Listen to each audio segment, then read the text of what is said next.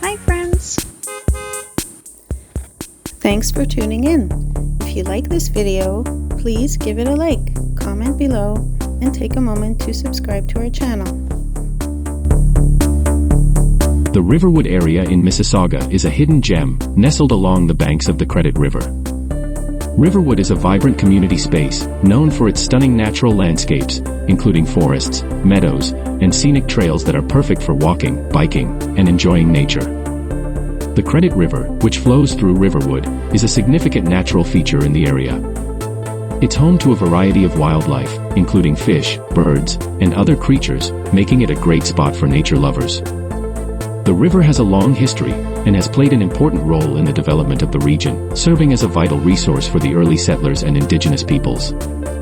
Riverwood is also home to several cultural and educational centers, including the Visual Arts Mississauga, which offers art classes and workshops for people of all ages. The area hosts various events and programs throughout the year, making it a lively hub for the community.